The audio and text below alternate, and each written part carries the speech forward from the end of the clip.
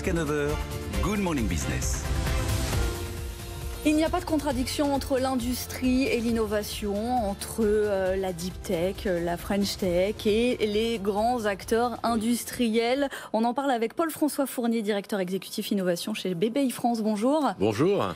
Alors en fait, avec vous, c'est l'occasion aussi d'aborder la souveraineté, l'autonomie, la compétitivité, parce que vous êtes l'architecte d'un partenariat entre l'industrie et ce fameux écosystème des startups françaises. Exactement. Et ce partenariat avec France Industrie, qui est la grande fédération des industriels, et la French Tech, c'est, j'allais dire, la reconnaissance que ces startups dont on parle souvent, en fait, sont devenues une grande filière industrielle et sont devenues une grande filière en tant que telle.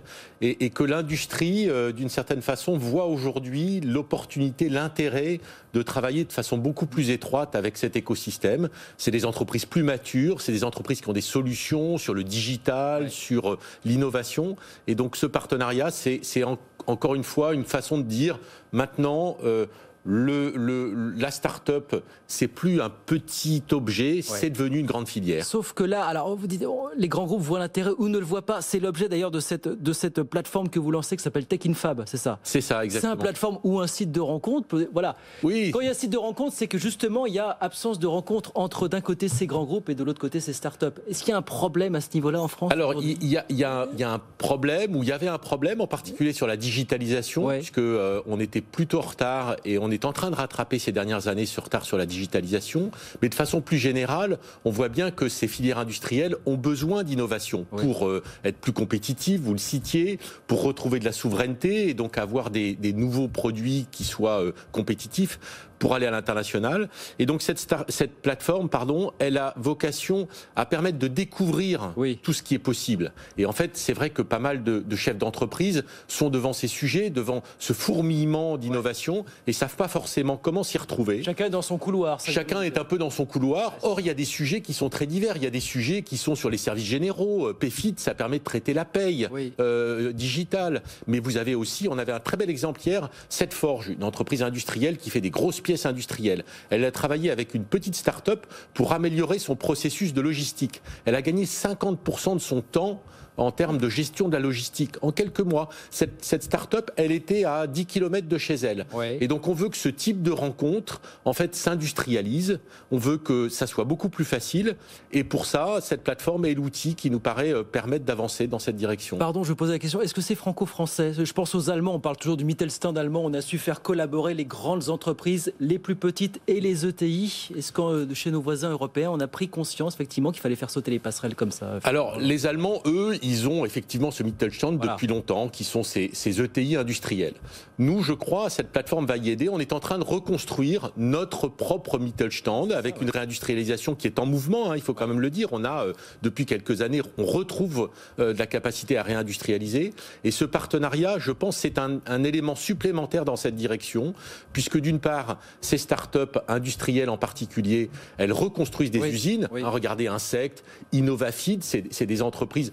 Aledia, c'est une entreprise qui fait des LED sur semi-conducteurs. Elle construit une grosse usine à Grenoble. Insect, ça produit des insectes industriels. Grosse usine à Amiens. Une énorme usine. Donc on voit bien que ces start-up recréent des usines.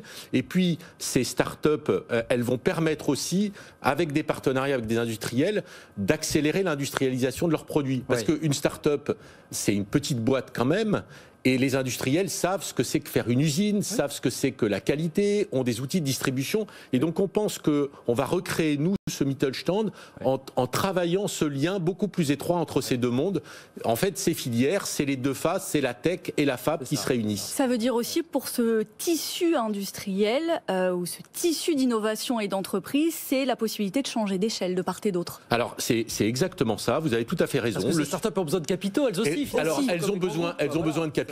Ça, on y travaille. On a d'ailleurs annoncé dans la Deep Tech qu'on avait, il y a quelques jours, on est passé d'1,3 milliard d'investissements prévus en 2020 jusqu'à 2023 2023 à 2 milliards. Pourquoi? Parce que ça marche, parce qu'il y a des fonds de plus en plus, parce qu'il y a de plus en plus de start-up. Mais vous avez raison, au-delà des capitaux, elles ont besoin de clients, elles ont besoin de partenaires. Et pour faire des usines, pour aller plus vite à l'international, faire un partenariat avec une ETI ou un grand groupe qui a déjà un réseau, qui sait construire une usine, qui a déjà d'ailleurs peut-être une usine qui a besoin de nouveaux produits, c'est probablement, et c'est ce qu'on va faire, un moyen d'accélérer beaucoup plus vite et d'avoir un partenariat win-win entre cette start-up industrielle et ce groupe ou cette ETI industrielle. Donc, cette plateforme qui a été lancée hier, il nous reste une grosse minute, mais il faut dire la chose concrètement, Paul-François Fournier. Tech in Fab, comment ça marche? Voilà, je suis une start-up, je suis une PME, une ETI. Alors, vous êtes une start-up. Je cherche des partenaires. Est-ce que je vais chercher là-bas des contacts ou je vais aussi chercher là-bas des idées? Alors, les deux. Vous êtes une start-up, déjà, peut-être, vous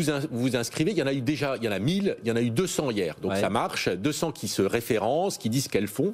Et puis, vous êtes une ETI ou une PME ou un grand groupe. Vous allez pouvoir découvrir ce que vous cherchez parce que vous ne savez pas forcément. Donc, on a pris les chaînes de valeur. Quand vous êtes une start-up, vous savez ce dont Alors, absolument. Mais dans l'autre sens, on ne sait pas. Dans l'autre sens, on ne sait pas toujours. Et puis, on découvre aussi l'innovation, c'est de la découverte. Et donc, on a pris toute la chaîne de valeur avec les industriels. Et puis, on a essayé de définir ça en cas d'usage. Il y a presque 100 cas d'usage, très variés.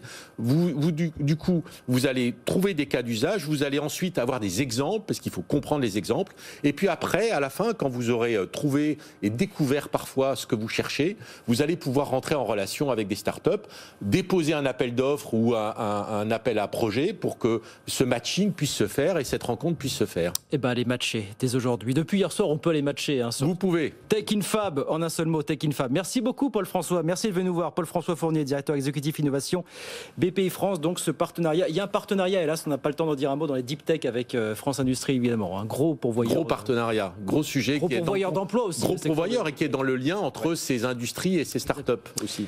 Tech in Fab, allez matcher dès que vous le pouvez, startup ou grandes entreprises. Merci beaucoup, Paul-François Fournier. Merci d'avoir été avec nous ce matin. Merci.